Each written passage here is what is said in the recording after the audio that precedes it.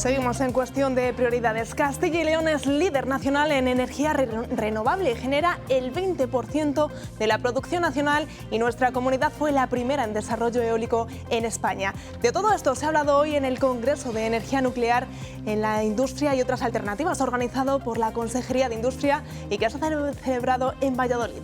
Allí han participado expertos como nuestro invitado de hoy, Eugenio García Tejerina, es secretario general de la Asociación de Promotores de Energía Eólica de Castilla y León. Muy buenas noches, Eugenio. Buenas noches. La semana pasada se celebró la Cumbre del Clima y allí los países llegaron a acordar ese abandono de los combustibles fósiles de cara al 2050. ¿Realmente es un objetivo alcanzable? Debería de serlo. Si se ponen estos objetivos que son muy ambiciosos, es porque pues hay una necesidad que tenemos como planeta de sustituir nuestro modelo de generación, de obtención de energía por otro sistema que sea sostenible y que pues nos permita evitar alcanzar esos 1,5 grados de respecto de la época preindustrial. Luego es un objetivo en 2050, todavía hay un margen grande, pero yo creo que es un objetivo sobre todo necesario. Yo creo que es razonable, probablemente siempre se puede ser más ambicioso en estas cumbres, hay que compensar muchos intereses, es muy difícil y desde luego marca un camino muy claro en el que nosotros desde luego aquí ya llevamos mucho tiempo trabajando. El precio de la luz sigue disparado. Cada vez que vemos una factura de la luz nos llevamos las manos a la cabeza. Sí que es verdad que cuando hay mucho sol o cuando hay viento, esto debería bajar el precio de la luz, pero ¿realmente eso se ve en la factura? Sí, se debe de ver y tú lo dices bien. En el caso concreto de España y en el año 23, la aportación de la eólica a esto que se llama el mix energético ha supuesto en concreto 7.600 millones de euros de reducción del precio de la luz para los ciudadanos y para la industria de Castilla y León. Yo creo que lo llevábamos explicando muchos años, pero ya la gente lo ve y lo puede ver fácilmente, como cuando hay mucha aportación a la generación renovable, a lo que se llama el mix energético, el precio del mix, el precio del pool, baja. O dicho de otra manera, y probablemente un poco atendiendo a la idea que tú planteas, el precio de la luz está muy caro porque cuando no hay sol o cuando no hay viento tenemos que acudir a otras fuentes de generación de energía, en el caso concreto del gas, que es el que está fijando un precio muy elevado derivado de unas tensiones, en este caso que tienen su origen en la guerra de Ucrania, ¿no? Y eso es lo que de unos años acá está tensionando el mercado de la luz el mercado de la energía hacia arriba. Nombraba precisamente el gas natural. ¿Podremos ser en algún momento autosuficientes en España para no depender de ese gas? Sí. Estamos en el camino. Lo que pasa es que es una situación que necesita algunas actuaciones en las que ya estamos. Es decir, el problema que tienen las energías renovables, el principal hándicap, no hay nada. En esta vida hay pocas cosas perfectas y el caso de las energías renovables no es el.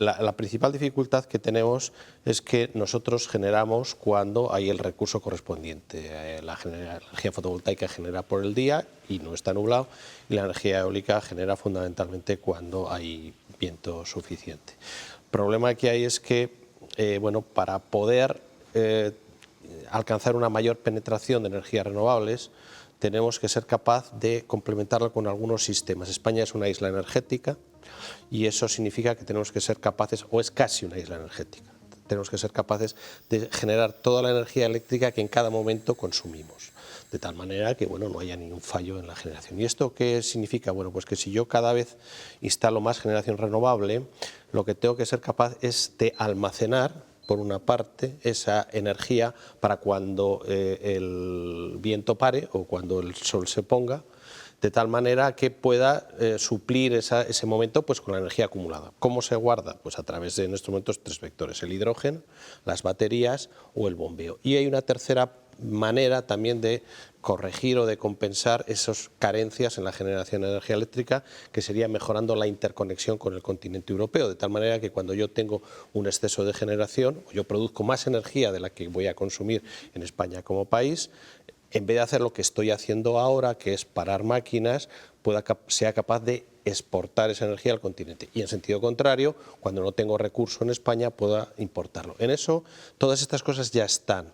Lo que hay que hacer es implementarlas. Y en eso, bueno, pues es un proceso que está llevando unos años, que cuando lo consigamos, seremos capaces de, sobre todo, ir reduciendo paulativamente la dependencia energética, especialmente del gas, que es el que, bueno, aparte de contaminante, es en estos momentos la manera más cara de producir energía eléctrica.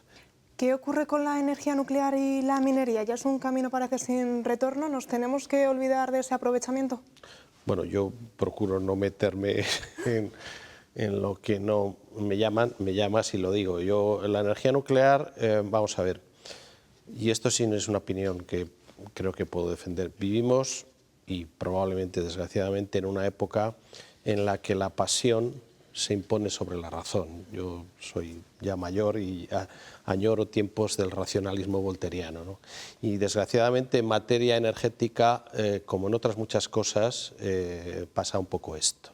Respecto de la energía nuclear, es una energía que no emite CO2, que es el mayor problema que tenemos desde el punto de vista medioambiental. Luego, su aportación a la generación de energía eléctrica yo entiendo que es fundamental. Pero en cualquier caso, las decisiones que se deban de tomar en materia energética deberían de ser decisiones basadas en la razón, no en la pasión, no en la emoción. Ya sé que en estos momentos es difícil, predico en el desierto, pero yo lo intento. Y en materia nuclear y también en materia renovable, desgraciadamente, yo creo que muchas veces el debate está teñido de esas cuestiones. Luego, la razón o la decisión sobre si debe o no continuar la energía nuclear tiene que estar basada exclusivamente, debería de estar basada exclusivamente en motivos racionales. ¿Se debe abandonar? A mí me parece que teniendo instalaciones, teniendo 7 grupos nucleares instalados en España, y si los dueños de las mismas los consideran viables económicamente, yo creo que prescindir de ellos por motivos más ideológicos, más de pasión, más de emoción, que de motivos estrictamente económicos o racionales o de suministro de energía, yo creo que sería un error. En estos momentos el PNIE, que es el plan que regula un poco el futuro del desarrollo de la energía en España, contempla el cierre progresivo de las centrales nucleares en España. Ya veremos cuando llegue el momento lo que pasa. Lo que pasa con ellas. Esta misma mañana Valladolid ha acogido ese congreso, usted ha participado en él. ¿Qué conclusiones han sacado?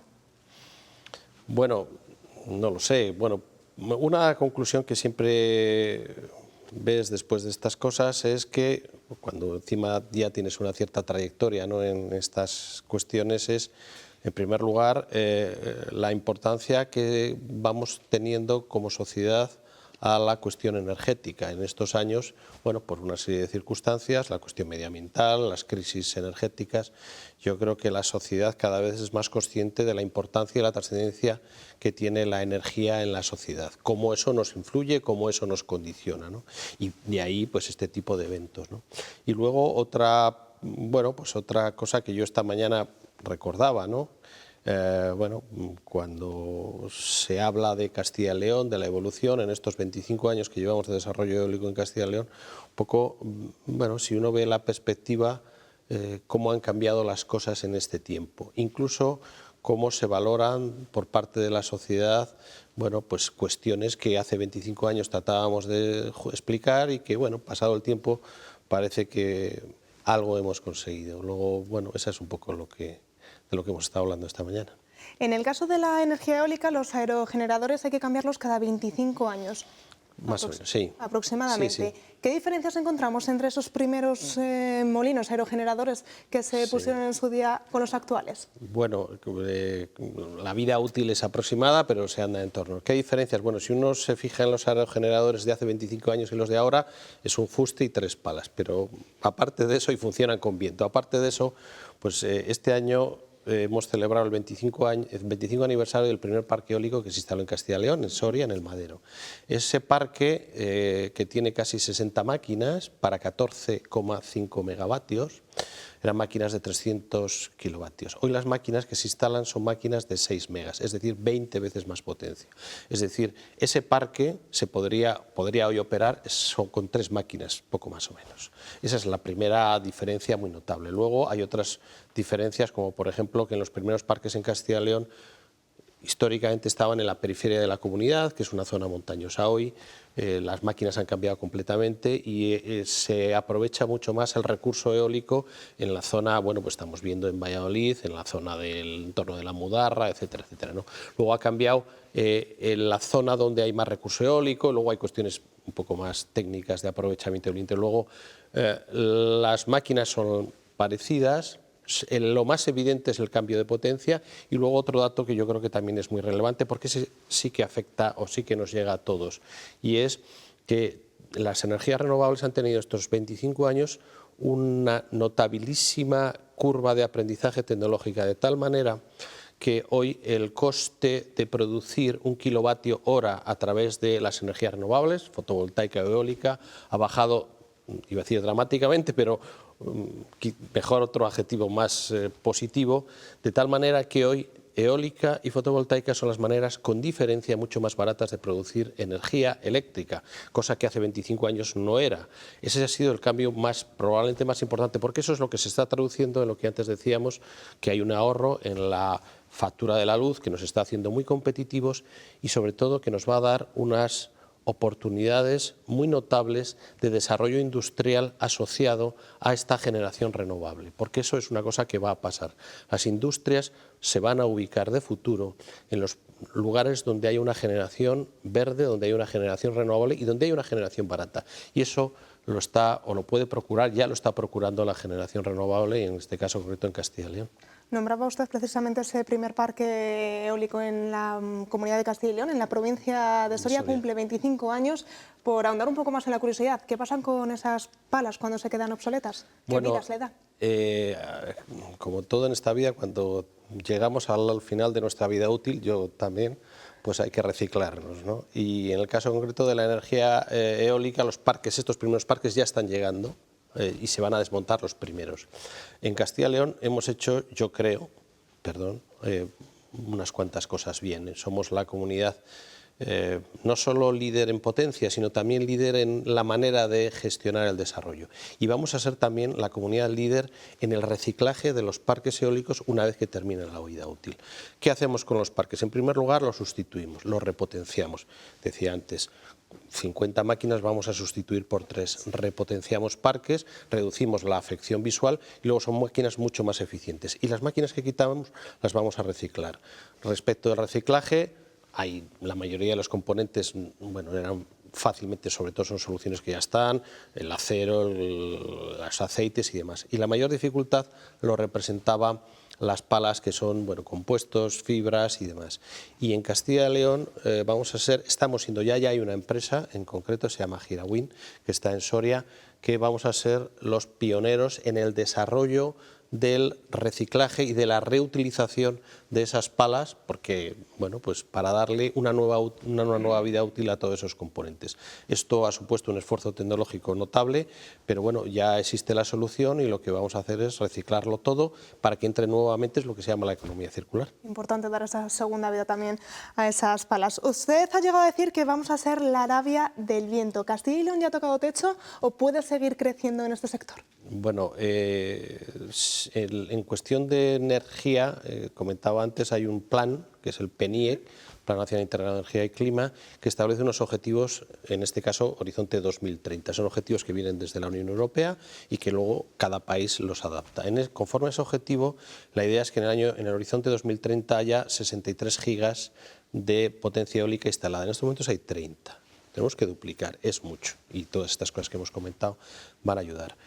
En el caso concreto de Castilla y León, somos, como yo creo que ya es conocido, yo lo he dicho muchas veces, la comunidad eólica que es líder con diferencia a nivel nacional. Tenemos casi 7 gigas, que es aproximadamente la cuarta parte de la potencia instalada. Nuestro objetivo es que en ese horizonte 2030 estemos en el entorno entre los 10 y 12 gigas de potencia instalada. Luego estamos en un recorrido. Tenemos que hacer un esfuerzo enorme porque, bueno, no es casi, pero es casi duplicar la potencia que la tenemos, y lo tenemos que hacer en un horizonte de 6-7 años. En 25 años hemos instalado 7 gigas. En 3 o 4, 5, 6, 7 años tenemos que instalar otros 4 o 5 gigas. Esto es un esfuerzo notabilísimo de tramitación administrativa, industrial, de todo tipo, en el que, bueno, pues vamos a dedicar los años que vienen. Se dice que España es una isla energética. ¿Qué significa esto? ¿No podemos exportar, no podemos acumular? Bueno, España es una isla energética. España tiene interconexión eléctrica notable con Portugal, pero cuyo peso en la generación de energía eléctrica no es excesivamente relevante. Tiene una pequeña interconexión con Marruecos y debería de tener una interconexión mucho más notable con el continente. En estos momentos la interconexión eléctrica con Francia es limitada. Eso plantea una serie de problemas, unas dificultades enormes de gestión. España es una isla energética y un modelo de gestión de la energía eléctrica. España pasó de una generación convencional con muy pocos núcleos fácilmente gestionable a el despliegue de renovables, y esto, en fin, es un poco complejo de explicar. Créame, es muy complejo de hacerlo. El trabajo que ha hecho Red Eléctrica es espectacular, de tal manera que ha sido capaz de hacer todo esto en una isla energética, de tal manera que cuando encendemos el interruptor siempre hay luz. Y eso obliga a que haya capacidad de generación siempre prevista para que cuando hay una demanda seamos capaces de atender esa demanda. Francia, o el continente, desde la Unión Europea, en la época del comisario Arias Cañete, se estableció un objetivo de incrementar hasta un 10% la interconexión con el continente. Estamos en ello. Nuestros vecinos franceses, que tienen enormes virtudes, tienen algunos problemas, ¿no? Y es que tienen un parque de generación nuclear que, si incrementásemos la interconexión, se permitiría que entrase mucha energía eléctrica renovable con unos costes por kilovatio, desde luego, mucho más competitivo que su generación nuclear. Y bueno, no dan todas las facilidades del mundo o todas las facilidades que debieran. Y por eso, bueno, pues nos ha obligado a ser esta isla energética que esperamos que con el tiempo, bueno, pues vayamos dejando de ser tan isla, y eso nos permitiría, lo que decía antes, poder tener una mayor penetración de energías renovables para compensar esa variabilidad en la generación. Cuando falta recurso, importo del continente, y cuando sobra recurso, que va a ser lo más habitual, exporto al continente energía. Eugenio, interesantísimo todo lo que nos ha contado. Tengo aquí conmigo a 3 contertulios. ¿Tienen dudas? Vamos a empezar por Ignacio. ¿Qué preguntamos, Eugenio? Según le estaba escuchando, estaba echando así un poco cuentas, porque claro, estos señores tienen una de las grandes ventajas que tiene el Estado, que es que pasan todos los meses un recibo, y ese recibo sirve para muchas cosas, sobre todo para cobrar impuestos. Y claro, pues empezaba yo a pensar la cantidad de impuestos que vienen derivados de la electricidad, como le pasa también, por ejemplo, a los combustibles, e incluso impuestos específicos que soporta la energía eólica. En un informe que tienen ustedes, dicen que cada 1.000 euros, 123 son de impuestos y tasas específicas. Estaban ustedes pidiéndole a la Junta y al Gobierno que se redujeran algunos de estos impuestos, naturalmente a cambio de que a los ciudadanos también nos costara menos la electricidad. ¿Siguen diciendo lo mismo y tienen alguna esperanza de que les hagan caso o no? Inasequibles al desaliento. En el caso concreto, vamos a ver, la fiscalidad de la generación eléctrica es compleja. Aquí hay 2 partes. Una parte sería la fiscalidad que soporta o que grava la actividad en la que yo, bueno, estoy aquí un poco representando, que es la parte de la generación. Ahí hay una serie de impuestos que son propios de todas las actividades. Cuando se va a instalar un parque, pues hay que pagar el impuesto de construcciones, hay que pagar un IBI, hay que pagar un IAE, que es lo que desarrolla cualquier actividad económica que quiere instalarse en el territorio. En el caso concreto de Castilla y León, y es así, se estableció en la época de la crisis anterior, del 2008, un canon eólico, bueno, un impuesto que grava, y eso es difícil de asimilar, pues de luego nosotros lo hemos discutido siempre, la afección medioambiental de los parques eólicos. Hombre, hay otras maneras de generar energía se supone una mayor afección medioambiental y que no tenían este tipo, o que no tienen este tipo de impuestos. Nosotros hemos pedido muchas veces a la Junta de Castilla y León que lo elimine o que lo reconsidere. Bueno, seguimos intentándolo y demás. Y luego está la parte de la fiscalidad que recibe el ciudadano. Eso es otra cuestión. Ahí hay un IVA, etcétera, etcétera, que esa es, bueno, la parte que también hay una parte muy notable en toda la energía que tiene una fiscalidad, pero es una responsabilidad del Estado y es en la parte de la energía eléctrica que compra el ciudadano, que compra las industrias. Son dos cuestiones diferentes. La energía eólica, en el caso concreto de Castilla y León, en el caso concreto de las comunidades, una de las cosas que siempre, bueno, hemos señalado, hemos puesto en valor, como cuando se instala un parque eólico en un territorio, bueno, pues el efecto fiscal o la contribución de ese parque a la economía de esas localidades es en unos casos notable y en unos casos muy notable. Llegamos a duplicar. Bueno, a mí me parece que eso es una cuestión importante, pero no la única que de las que, bueno, ponen en valor esta actividad, ¿no? Vamos con la siguiente. Sí, hola, buenas noches. A mí me gustaría saber, como curiosidad, un poco para conocer cuál es la posición de la energía eólica, si Castilla y León sería capaz de abastecer toda su demanda eléctrica a través de este tipo de energía. Ya lo hace, ya lo hace. O sea que Castilla y León ha sido, pero lo ha sido siempre. Castilla y León es históricamente una comunidad generadora de energía eléctrica y exportadora. Castilla y León genera más energía eléctrica de la que consume. Eso está bien, yo creo que eso es una cosa buena. En otras comunidades producen otras cosas. Castilla y León tiene recurso, tiene territorio, tiene redes, tiene una cosa que es muy positiva, que es seguridad jurídica, estabilidad regulatoria, que en un sector altamente regulado como es este, porque la generación de energía es un sector muy regulado, depende muchísimo de la regulación, entonces tener una seguridad jurídica. En Castilla y León en 25 años hemos tenido un decreto de renovables y hemos tenido, y yo no entro en consideraciones políticas, pero hemos tenido una estabilidad política, por lo menos de fijación de objetivos, que eso ha permitido que, bueno, pues el sector se haya podido desarrollar, ¿no? Entonces, bueno, estas cosas son las que condicionan este tipo de desarrollos. Y Guillermo. Buenas noches, Eugenio. Buenas noches. Yo vivo en La Mudarra y algo de molinos sabemos. Mi pregunta es, está claro lo beneficioso de la energía renovable y en específico de las eólicas también sobre el terreno, pero nadie va a negar el impacto visual. Está claro. ¿Nos quedan muchos molinos que ver en Castilla y León y sobre todo en Los Torozos en los próximos años? En el caso de Los Torozos creo que no muchos, porque evidentemente ahí, bueno, es un caso muy particular. Probablemente hay pocos sitios en España, hay otro en Aragón con esa mayor intensidad, que tiene mucho que ver. La Mudarra ha sido históricamente un lugar del territorio con unas características muy especiales, porque ahí está la subestación, una de las subestaciones más importantes de España, y el desarrollo de las energías renovables está muy vinculado a las redes de transporte, a la capacidad de evacuación. Es decir, los parques se instalan donde hay recurso, donde no hay restricciones medioambientales, pero también donde hay capacidad de evacuar la energía. En el caso concreto de la Mudarra es un lugar excepcional por ese sentido.